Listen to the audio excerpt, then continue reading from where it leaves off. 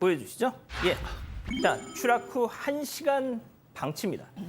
자, 이나대 사건 후속 전해드립니다. 성폭행 피해 여학생이 건물에서 떨어진 뒤에 역시나 살아 있었다고 합니다. 추락 직후 119 신고했더라면 그래도 살았을 수도 있었던 것이죠. 자, 김 기자 전해주시죠. 네, 이 사건을 간단하게 다시 정리를 해드리겠습니다. 이나대 1학년에 재학 중인 이 남성은 단과대 건물에서 동급생인 여성을 성폭행한 뒤 여성이 1층으로 추락하자 여성의 옷은 다른 곳에 버리고 달아났습니다.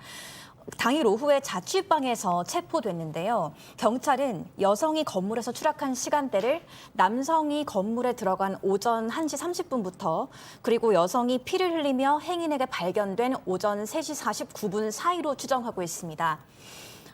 경찰 CCTV 확인한 결과 여성이 추락한 뒤 1시간 넘게 건물 앞에 쓰러진 채 방치된 것으로 드러났는데요. 당시가 어두운 새벽이었던 데다가 여성이 쓰러져 있던 장소도 인적이 매우 드물어서 늦게 발견됐다는 겁니다. 119 구급대가 현장에 도착했을 때까지도 여성은 살아 있었던 것으로 알려졌는데요. 당시 머리뿐만 아니라 귀와 입에서도 많은 피를 흘리고 있었고 심정지 상태는 아니었다고 합니다. 호흡하고 맥박도 약하게 남아 뛰고 있었고 결국 그런데 병원에서 치료를 받다가 사망했습니다.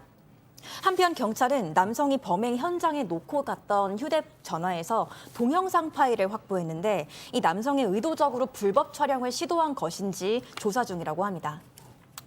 예, 이 피해자 이 남성 이미 신상은 어제도 말씀드렸지만 다 털렸습니다. 웹서핑 조금만 하면 우리 가족 여러분들도 다 보실 수 있을 겁니다. 그런데 말이죠, 경찰은 여전히 신중합니다. 저희가 무리한 걸 요구하는 게 아니었습니다. 법령으로도 지금 신상 공개를 심의할 수도 있고 공개할 수도 있더라고요. 이론상 가능하지만 경찰은 굉장히 신중한 입장이고요. 일단은 현재 구속영장이 발부된 죄명이 준강간치사죄입니다. 그러니까 사망에는 고의성이 아직까지는 확인이 되지 않은 것이고요. 사실 통상적으로 이 범죄 가지고 신상을 공개하기는 쉽지 않습니다. 그래서 이제 만약에 추락하는 과정에서 이 남성이 이 피해 여성을 밀었거나, 그러니까 사망의 직접적 원인을 제공했다는 것이 어느 정도 확인돼서 죄명이 중간간 살인으로 바뀌게 되면 그러면 이제 신상 공개 여부를 검토할 수 있다라는 건데, 이 성범죄 같은 경우 과거에 이제 조주빈 사건 때, 엠번방 사건 때 이제 신상 공개 여러 되고 나서 예. 실제로 이제 그 다른 사건들에서 공개된 경우가 흔치는 않습니다. 그 이유는 이게 자칫하면 가해자의 신상을 공개하면 그게 역으로 피해자의 신상을 공개하는 효과가 될 수도 있기 때문에 예. 그런 부분들 때문에 아마도 수사기관에서 좀 더 신중한 게 아닌가 싶습니다. 알겠습니다. 자, 교수님, 일단 저희가 지난 주말을 거치면서 어떤 사건의 전모가 조금씩 드러나고 있는데 교수님이 이 사건 좀 어떻게 보셨는지?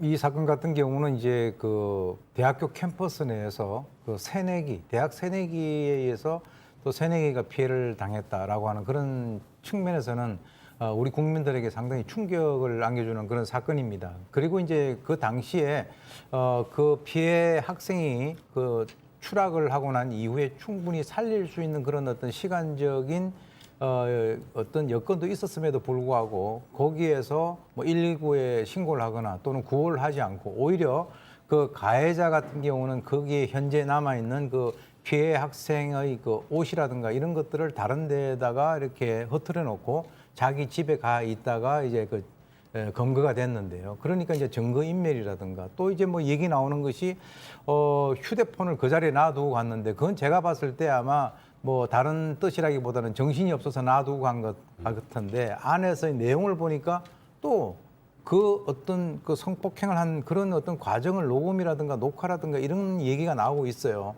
그러면 혹시 이 가해자 같은 경우는 그것을 이용을 해서 차후에 그 피해자에게 어떤 뭐 협박을 한다든가 이런 여러 가지 그야말로 아주 전형적인 그 성범죄자들의 그 어떤 그 습백이라든가 이런 것을 그대로 이렇게 지금 이제 따라서 하고 있다라고 하는 그런 측면에서는 이 가해자가 지금 20살로 알려져 있는데 우리 한국에서 지금 과연 이 청소년이라든가 이런 그 층에서는 그야말로 전문적인 성범죄자들이 하는 그런 것들을 똑같이 하고 있다라고 하는 그런 측면.